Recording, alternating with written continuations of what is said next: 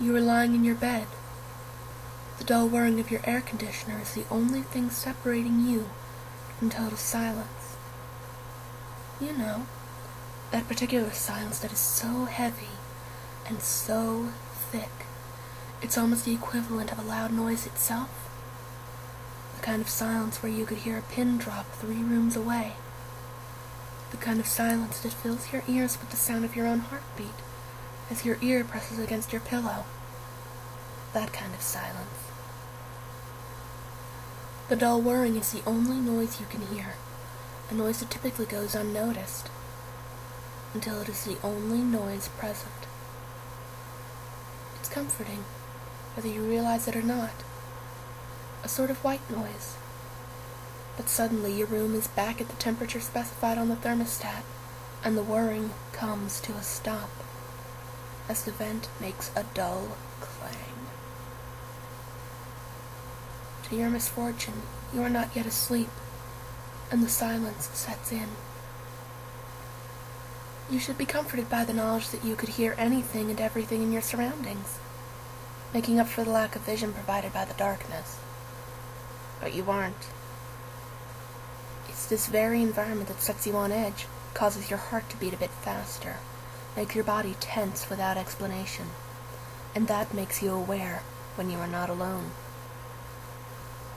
But you are alone, right? You've been laying there with your eyes closed for almost 15 minutes now, and you made sure everything was normal in your room before you turned off the light. You're a smart one. All those Facebook quizzes you took have just reinforced what you already know. If you were in a horror movie, you'd survive until the end. You've even made a carefully laid plan of what you would do in any of the situations you've read about in creepypastas. But that stuff's just nonsense anyway, right? You aren't scared. Or at least, that's what you keep telling yourself. But, wait. What was that? Was that the rustling of fabric? But you didn't shift in your bed. Or make any movement. Did you make that noise? No, you couldn't have. You're paralyzed in your bed, stiff with an unease that was not present until these very moments.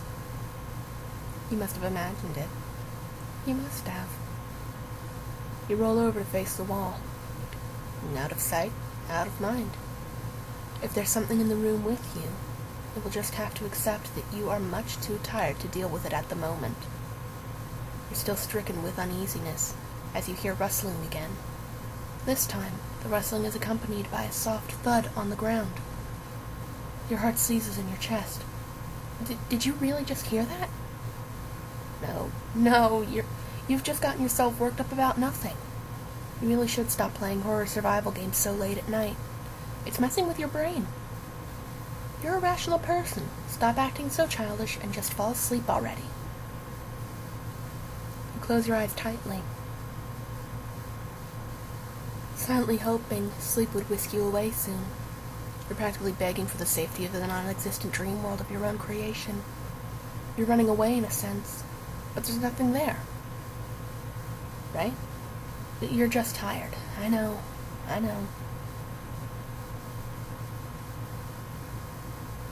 As your eyes are clenched tightly shut, you become aware that no matter how much you want to, you can no longer move your arms and legs. Come on now, are you really letting this get to you? What are you, 12 years old? Suck it up and fall asleep already. Now, more tense than ever, that unnerving sound echoes across the room again. The rustling of fabric, followed by a soft thud on the ground. Unwittingly, you're holding your breath now, eyes shut as tightly as possible. You have a childish urge to pull the blanket over your head. You're imagining it all. It's all in your head. I thought you were better than this. Your heart is pounding loudly in your ears now, but not loudly enough to drown out the now repetitive sound approaching from across the room. What's that rustling? Maybe you left some paper on the ground. That has to be it. And the thumping? But probably the cat or the dog or something. They probably ran in when you weren't looking before you closed your door. Yeah, you're just paranoid. The noise is now within a foot of your bed, and with your back to it, you don't dare turn around to investigate. Not that it'd do you much good. The only light in your room is the dull glow of your cell phone on the nightstand next to you. You plugged it in before you crawled into bed, remember? But you don't dare turn around to look. There's nothing there anyway. Minutes that feel like hours pass as you face your wall, stiff as a board, unable to will your uncooperative body to move. You haven't heard the noises in a while now. Not since it reached the edge of your bed. You know there's nothing there, you silly. It's the silence. It's messing with you. You really should have turned on some music or something before you went to bed. Oh well, maybe next time. Suddenly, a familiar clang echoes through the room, followed by that familiar whirring. You exhale deeply, your body relaxing as you are flooded with relief. Thank God that's over. Now you can finally sleep in peace. That silence was really getting to you. You roll over and open your eyes to check the time on your lit cell phone.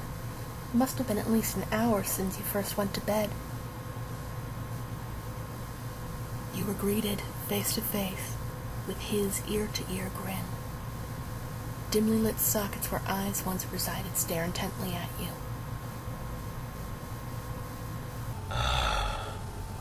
I see you're still awake.